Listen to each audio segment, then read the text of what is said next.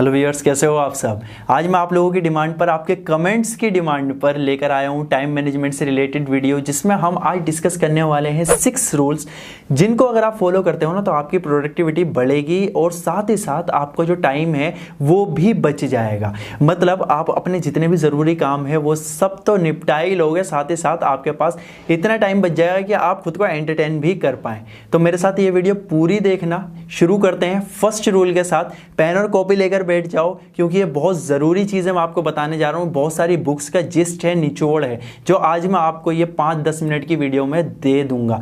तो सबसे पहला जो आपको काम करना है, सुबह उठते ही सबसे घिनौना दिखने वाला मेंढक खा लीजिए।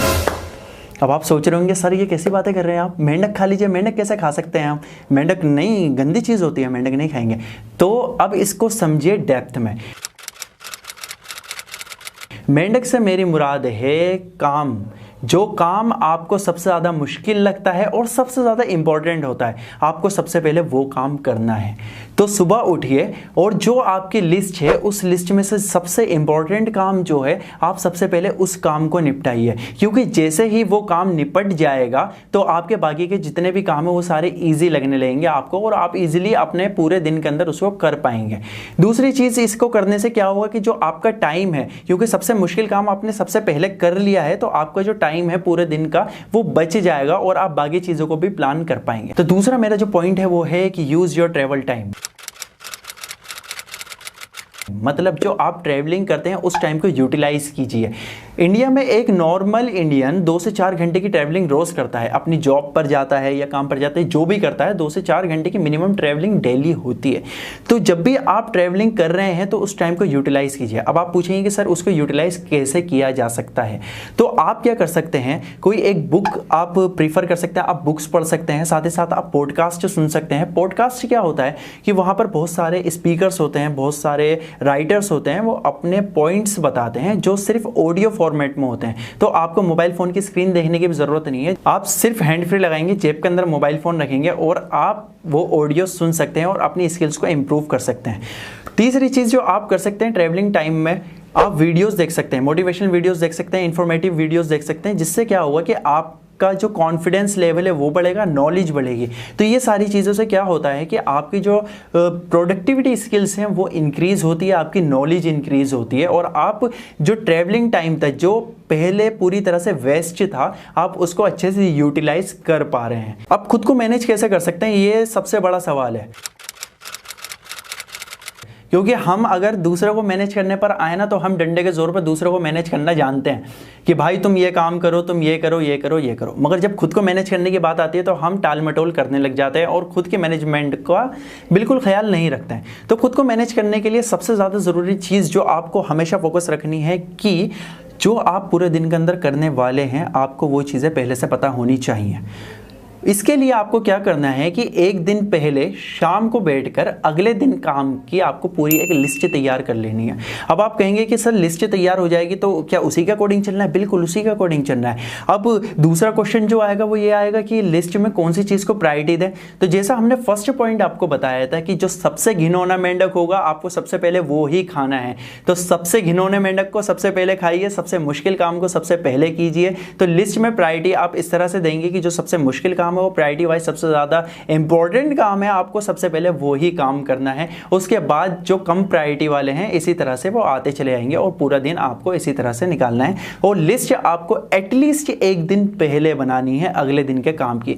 ऐसा कहा जाता है कि जो लोग लिस्ट बनाकर काम करते हैं ना, अपने दिन को लिस्ट बनाकर मैनेज करते हैं, तो उनकी प्रोडक्टिविटी स्किल्स जो है वो 50% तक इंप्रूव हो जाती हैं और वो टाइम को अच्छे से मैनेज कर पाते हैं। दूसरी चीज मैनेज योर सेल्फ के अंदर जो मैं आपको बताना चाहूंगा वो है कि जब आप किसी से भी मिलने के लिए जाएं तो एक बात का ध्यान जरूर रखें कि उनसे अपॉइंटमेंट लें, और इसी तरह से बाकी काम जितने भी करते हैं वो टाइम को देखते हुए करें। अपॉइंटमेंट लेने से क्या होगा, आप कहेंगे कि सर अब क्या 10 लोगों से मिलने जाएंगे, क्या 10 के 10 से अपॉइंटमेंट ले? बिल्कुल लीजिए। इसके पीछे बहुत बड़ा रीज़न है। जब आप बगैर अपॉइंटमेंट लिए किसी से मिलने के लिए जाते हैं तो आपके ट्रैवलिंग टाइम लगता है सबसे पहली चीज़, ठीक है। आप ट्रैवल करते हैं एक जगह से दूसरी जगह। सेकेंडली, जब वो आपसे नहीं मिल पाता जिससे आप मिलने के लिए गए हैं, अगर वो आपसे नहीं मिल पाते तो आप क्या करते हैं, आप निराश होकर घर पर आते हैं। मगर दूसरी चीज़, सबसे इंपॉर्टेंट चीज़, आपका टाइम खराब हुआ। आप मिलने के लिए गए, ट्रैवल किया आपने, उनके पास मिलने गए तो आपका टाइम लगा और वो टाइम आप यूटिलाइज नहीं कर पाए, वो टाइम आपका खराब हो गया। फोर्थ पॉइंट जो मैं आपको बताना चाहता हूं वो ये है कि आप अपने वक्त की कीमत पहचानिए। अब आप कहेंगे कि सर ये तो कहने की बात होती है कि वक्त की कीमत कैसे पहचान सकते हैं। इसका एक फॉर्मूला मैं आपको सिंपल सा बता देता हूँ, उस फॉर्मूले को अप्लाई कीजिए और आपको पता लग जाएगा कि आपकी 1 घंटे की क्या कीमत है। आप उसके अकॉर्डिंग अपने सारे कामों को मैनेज कर सकते हैं। अब उस फॉर्मूले को अगर हम देखें तो क्या होगा कि आपकी टोटल सैलरी जितनी भी है मंथ की, आप वो टोटल सैलरी ऊपर रखेंगे और उसको डिवाइड कर देंगे पूरे मंथ में आप जितने घंटे काम करते हैं। जस्ट लाइक कि अगर आप 8 आवर्स काम करते हैं एक दिन में और टोटल 26 डेज काम करते हैं तो आपको हो गए 208 घंटे। तो आपकी जितनी भी टोटल सैलरी है उसको डिवाइड कर दीजिए 208 घंटों से, तो आपकी पर आवर सैलरी निकल कर आ जाती है। अब मैं मान लेता हूं कि आपकी पर आवर सैलरी जो है वो है 250 रुपीज़, ठीक है। आप 50,000 के अराउंड आप कमाते हैं, ठीक है। अब आपकी 250 रुपीज़ पर आवर सैलरी है और आपका कोई काम ऐसा है जो प्रायोरिटी वाइज इतना ज़्यादा नहीं है और उससे करेंगे अगर आप तो आपका टाइम भी कंज्यूम होगा और आपको उससे इतना ज़्यादा रिटर्न भी नहीं आएगा। और कुछ काम आपके ऐसे हैं जो प्रायोरिटी वाइज भी अच्छे हैं और इसको अगर आप उसको करते हैं तो आपके जो रिटर्न है वो भी अच्छे आएंगे, आप उससे ज़्यादा कमा भी लेंगे। तो आपको क्या करना है, इन दो कामों के बीच में आपको मैनेज करना है। तो जो काम प्रायोरिटी वाइज ज़्यादा है इसको करना आपके लिए ज़रूरी है, तो वो काम आप सबसे पहले करेंगे और उसके बाद जो बाकी काम बचे हुए हैं आप वो काम करवाएंगे दूसरों से। अब आप कहेंगे दूसरा क्यों करेगा, आप उसके वक्त को खरीद लीजिए। अब आप कहेंगे वक्त को खरीद लीजिए, सर क्या बातें बोल रहे हो आप, वक्त को कैसे खरीद सकते हैं। आप एम्प्लॉइज रखते हैं तो आप क्या करते हैं, आप सामने वाले के एक पर्टिकुलर टाइम को खरीद लेते हैं। मतलब आप उससे कहते हैं कि आप पूरे महीने के अंदर मेरे लिए 208 घंटे काम कीजिए और ये 208 घंटे की मैं आपको इतनी सैलरी दूंगा। तो जिस इंसान की सैलरी, जिस एम्प्लॉय की सैलरी आपकी सैलरी से कम है, आप उस एम्प्लॉय को अपने पास रखिए। अब आपको कैसे इसको कैलकुलेट करना है कि लेट्स सपोज कि आपकी जो पर आवर की इनकम है वो है 250 रुपीज़ और आपने एक एम्प्लॉय 10,000 रुपीज़ के ऊपर रखा तो उसकी पर आवर की सैलरी अप्रोक्सीमेटली बैठी 50 रुपीज़, ठीक है। तो जो आपके कम प्रायोरिटी वाले काम है जिसको आप दूसरे से करवा सकते हैं, आप उस काम को उस जो एम्प्लॉय आपने रखा है उसको हैंड ओवर कर सकते हैं। और जो काम आप अगर खुद करते तो 250 रुपीज़ पर आवर की कॉस्ट आती, अब वही काम आपका 50 रुपीज़ पर आवर पर हो रहा है, मतलब आप 200 रुपीज़ पर आवर बचा रहे हैं। और साथ ही साथ जो आपने अपना 1 आवर बचाया है उसको आप यूटिलाइज कर सकते हैं दूसरे कामों में, तो कहीं ना कहीं आप अप्रोक्सीमेटली 500-600 रुपीज़ बचा पाएंगे अपने, अगर आप किसी दूसरे के टाइम को खरीद लेते हैं। तो मैं उम्मीद करता हूं कि ये टाइम को खरीदने वाला आपके कॉन्सेप्ट समझ में आ गया होगा। टाल मटोल, हमारे जो रॉबिन सर है ना सर, अगर आप उनकी वीडियोस देखेंगे और हर वीडियो के अंदर एक बात बोलते हैं कि स्टॉप प्रोक्रास्टिनेशन, टाल मटोल को रोकिए, टाल मटोल मत कीजिए। यही टाल मटोल आपको आज आप करेंगे ना तो कैसे पूरा वीक निकल जाएगा, पूरा मंथ निकल जाएगा, पूरा ईयर निकल जाएगा, आपकी एक दिन लाइफ भी निकल जाएगी और आपका वो काम कभी नहीं होगा। मैं जानता हूँ कि हमारे पड़ोस में एक ऐसा शख्स है जिसकी मम्मी ने उसको कुछ काम करने के लिए कह रखा है। It's something like government work type का है, कुछ डॉक्यूमेंट बनवाना है और वो क्या करता है कि रोज़ उस काम को टालता रहता है। So it's been around 3 years from then, 3 साल अभी हो चुके हैं और उसका वो काम आज तक कंप्लीट नहीं हुआ है। और आज भी उसकी मम्मी अगर बोलते हैं कि वो काम करवा दो बेटा, तो वो बोलता है कि हाँ कल करवाऊंगा, और 3 साल से उसकी आज तक कल नहीं आई है। और ये सब कुछ आपके साथ भी होता होगा, मैं इसके ऊपर पूरा श्योर हूँ कि आप बहुत सारे कामों को टाल मटोल करते होंगे। चलिए इसके पीछे का रीज़न समझते हैं कि हम काम को टालते क्यों है, क्यों प्रोक्रास्टिनेशन हम करते हैं, क्यों ऐसा हमें लगता है कि यार ये काम जो है अगर हम अभी नहीं करेंगे कल करेंगे तो यार ये काम कंप्लीट हो जाएगा। मैं आपको इसके पीछे का रीज़न बताता हूँ, बहुत ध्यान से सुनिएगा, बहुत लॉजिकल है। क्या रीज़न होता है कि जब कोई काम हमें हार्ड लगता है, मुश्किल लगता है, तो हम उसी ही काम को प्रोक्रास्टिनेट करते हैं, टाल मटोल करते हैं।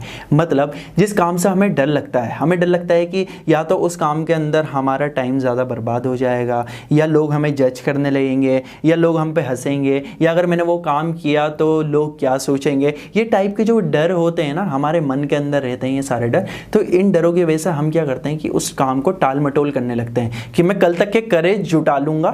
अच्छा, ये सब कुछ माइंड में नहीं चल रहा होता है, फर्स्ट ऑफ ऑल ये ध्यान रखिएगा, ये कहीं पर सबकॉन्शियस माइंड में आपके फीड होता है। बट माइंड क्या कहता है, नहीं यार आज नहीं कल। तो क्या होता है कि बोलता है कल तक मैं किसी तरह से करेज जुटा लूँगा और कल मैं ये काम को कर लूँगा, ये आपका सबकॉन्शियस माइंड बोलता है। तो आपका जो अटेंटिव माइंड है वो क्या बोलेगा, वो कहेगा कि हाँ सच बोल रहे हैं, सच बोल रहे हैं, और आप कल तक के लिए इसे टाल दो, आज तो कोई दिक्कत नहीं है, कल तो पक्का हो जाएगा, कल तो मैं बिल्कुल खाली हूँ, तो कल तो मैं ये कर ही दूंगा। मगर कल कल कल कल करके कैसे साल गुजर जाते हैं पता भी नहीं लगता। अब हमारा 6th पॉइंट है लर्न टू से नो, ना कहने की आदत डाल लीजिए।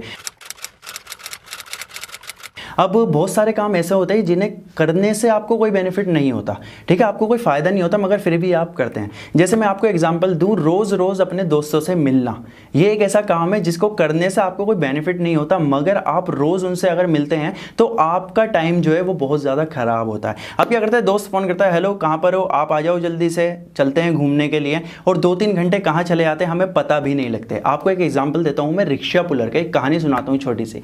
एक रिक्शा पुलर था, वो चौक पर खड़ा रहता था और कोई भी आता था और उसको बोलता था कि मेरे साथ चलो, वो उसके साथ जाता था और बदले में उसे कुछ पैसा मिल जाता था।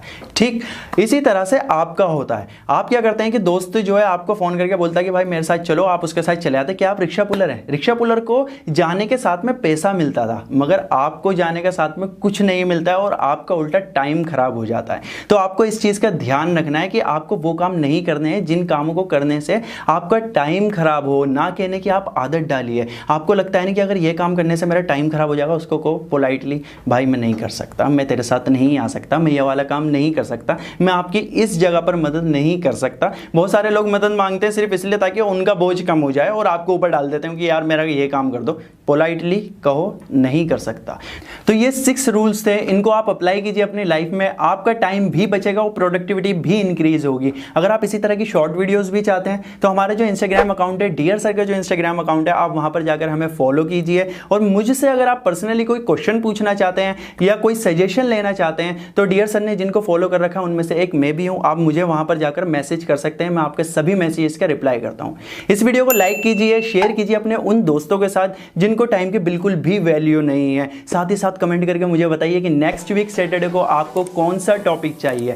मैं आपके साथ जल्दी मिलूंगा, तब तक के लिए गुड बाय।